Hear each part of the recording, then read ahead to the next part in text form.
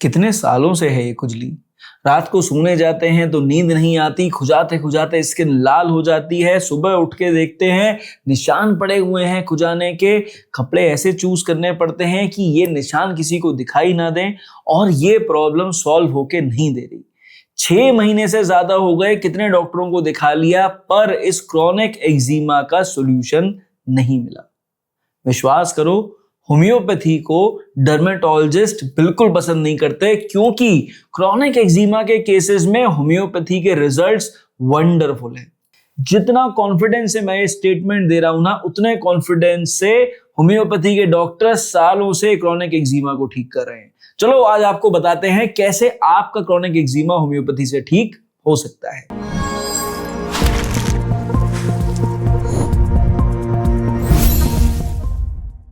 अब इसी एक्जिमा के ना अलग अलग टाइप्स हैं। पहला हो गया एटॉपिक डर्मेटाइटिस, कि भाई अगर फैमिली हिस्ट्री में एक्जिमा हो रहा हो, एलर्जी की शिकायत हो रही हो, तो उसकी वजह से आपको एटॉपिक डर्मेटाइटिस देखने को मिल जाता है। दूसरा हो गया न्यूमुलर एक्जिमा, जिसमें कि कॉइन शेप अलग अलग पैचेस हो जाते हैं, जिसकी वजह से पेशेंट्स को परेशानी होती है। उसके बाद हो जाता है डायहाइड्रोटिक एक्जिमा, जिसके अंदर क्या है, ये स्किन के फोल्ड्स के अंदर अलग अलग जगह पे आपको ब्लिस्टर्स देखने को मिल जाते हैं, जिसकी वजह से पेशेंट को परेशानी होती है। उसके बाद हो गया कॉन्टैक्ट डर्मेटाइटिस, किसी चीज से टच होने पर या ज्यादा देर तक रगड़ खाने पर या ज्यादा समय तक कॉन्टैक्ट में रहने पे, जैसे कि चप्पल हो गई, कोई मेटल हो गया, ठीक है, कोई ऑब्जेक्ट हो गया, तो उसकी वजह से, कोई कपड़ा हो गया तो उसकी वजह से कॉन्टैक्ट आपको एक डर्मेटाइटिस हो सकता है। एंड लास्टली सेबोरिक डर्मेटाइटिस, जो कि स्किन में डैंड्रफ के जैसा होता है पर स्कैल्प की इन्फ्लेमेटरी कंडीशन है। तो भाई देखो, ये एक्जिमा जो है ना, ये अलग अलग तरह का होता है, लेकिन होता क्यों है? इसलिए होता है क्योंकि आपको कई सारे कारण हैं जिनके बारे में पता नहीं है। पहला कारण हो गया यहाँ पर जेनेटिक प्रीडिस्पोजिशन। बहुत सारे पेशेंट्स में देखा जाता है कि अगर फैमिली में एक्जिमा की हिस्ट्री है तो आपको भी एक्जिमा हो सकता है।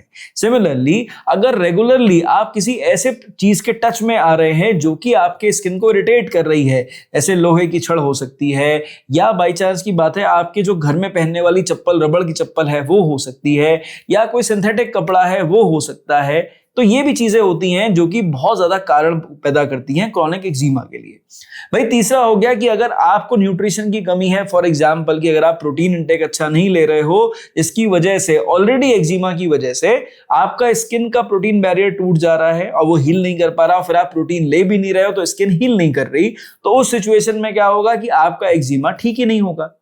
फिर अगर आप एक ऐसे एनवायरनमेंट में रह रहे हो जो बहुत ड्राई है या बहुत ज्यादा मॉइस्ट है, ठीक है, और फिर आप अपने स्किन का ध्यान नहीं रख पा रहे हो, अनहेल्दी स्किन लेके घूम रहे हो, थोड़ा बहुत भी टेक केयर नहीं कर रहे हो, हाइजीन का ध्यान नहीं रख रहे हो, तो एक्जिमा ठीक नहीं होगा।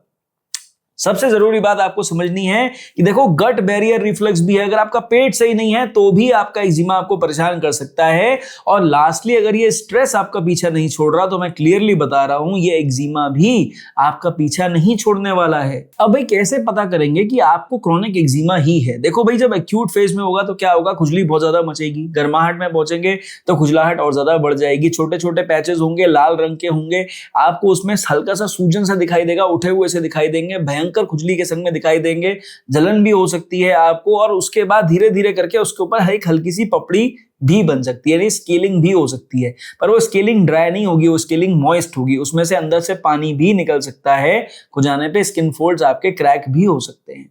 जब यही थोड़ा सा आपको, जिसे कहते हैं ना कि फ्लेयरिंग फेज से जब नॉन फ्लेयरिंग फेज पे आएगा, तो क्या होगा कि ड्राई स्किन, जो ड्राई स्केली पैचेस होंगे, छोटे छोटे पैचेस होंगे या बड़े पैच भी हो सकते हैं, ड्राई होगा, स्केली होगा, ठीक है, और उसमें पपड़ी छूटेगी या पपड़ी हार्ड हो जाएगी, एकदम मोटी लेयर बन जाएगी। जब टूटेगी तो उसमें से खून भी निकल सकता है, पानी भी निकल सकता है।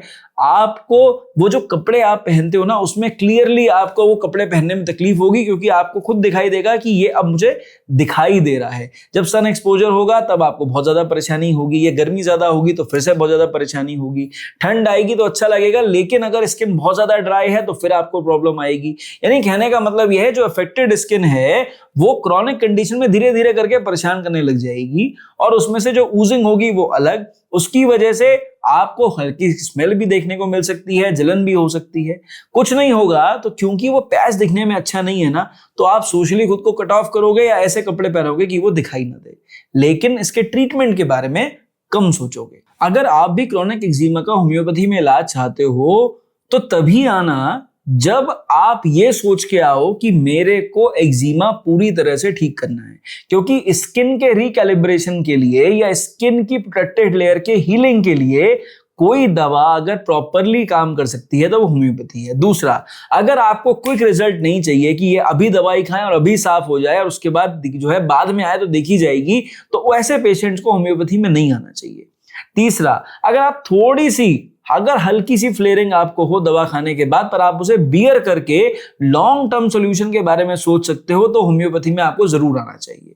चौथा, अगर आप बिना किसी साइड इफेक्ट के ऐसी दवा खाना चाहते हो जो किडनी, लिवर या आपके बॉडी के दूसरे ऑर्गन्स पे काम ना करे या जबरदस्ती शरीर में सूजन ना पैदा करे या वजन ना बढ़ा दे, तो उस सिचुएशन में होम्योपैथी में आपको जरूर आना चाहिए। एंड लास्टली, अगर आप वापस रिवर्सल के बारे में सोच रहे हो, यानी मेरी स्किन जैसी थी वैसी ही हो जाए और मेरे को कोई इधर उधर ड्रामेबाजी ना करनी पड़े, केवल नॉर्मल सी दवा खा के नॉर्मल सा परहेज करके प्रॉब्लम सॉल्व हो जाए, तो ऐसे में होम्योपैथी में आपको जरूर अप्रोच करना चाहिए। चलो जरा होम्योपैथिक दवाइयों पे चर्चा करते हैं। भाई, अगर आप चाहते हो कि चलो ट्राई करके देख लेते हैं होम्योपैथी रिजल्ट मिलेंगे तो हम प्रॉपर ट्रीटमेंट करा के इसको पूरी तरह हटाएंगे, तो उस सिचुएशन में हम डिस्कस करेंगे 3 कैटेगरी की दवाइयां। पहला हो गया बायोकेमिक्स।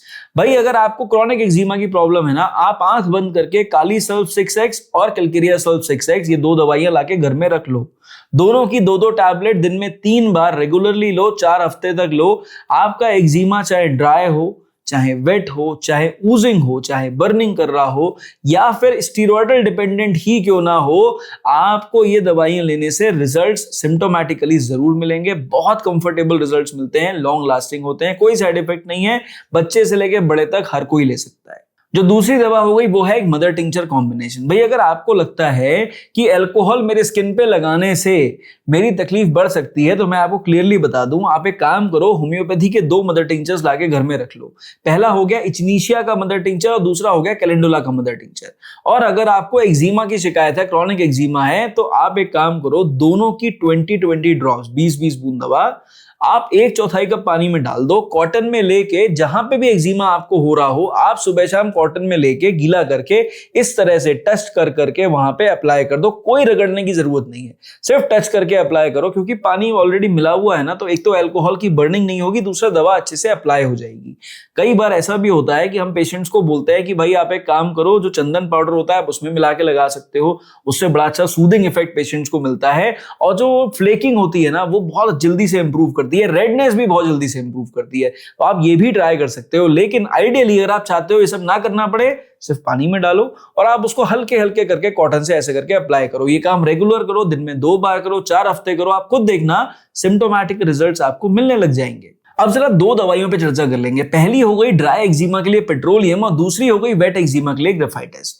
अगर आपका एक्जिमा ऐसा है, बिल्कुल ड्राई है, पपड़ी छूट रही है और बार बार हार्ड हो जा रहा है, थोड़ा बहुत फट रहा है पर कोई पानी वानी उसमें नहीं निकल रहा, ना कोई बहुत ज्यादा जलन कर रहा है, लेकिन वो पैच खत्म नहीं होके दे रहा, बिल्कुल ड्राई है, तो उस सिचुएशन में पेट्रोलियम एक शानदार दवा है।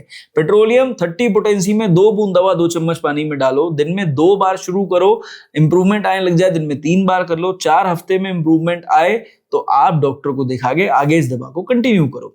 दूसरा हो गया वेट एक्जिमा, जहां पे एकदम गीला हो रखा है, बार बार पपड़ी छूट रही है, वो पपड़ी बन भी रही है तो टूट जा रही है, पानी निकल रहा है, उसमें से चिपचिपा सा कोई लिक्विड निकल रहा है, बहुत फाउल स्मेलिंग है, बहुत गंदा दिख रहा है आपका एक्जिमा, ठीक होके नहीं दे रहा है, बिल्कुल हील नहीं कर रहा है, आप बिल्कुल जिसे कहते हैं ना, ऐसा लग रहा है कि इससे ज्यादा खराब स्किन मेरी नहीं हो सकती, तो ग्रेफाइटिस एक शानदार दवा है। पर ध्यान रखना, ग्रेफाइटिस को 3x में लेना सेल्फ मेडिकेशन में, और ग्रेफाइटिस 3x की एक टैबलेट दिन में 3 बार यूज करना, 4 हफ्ते यूज करना, रिजल्ट्स मिलेंगे, जरूर मिलेंगे।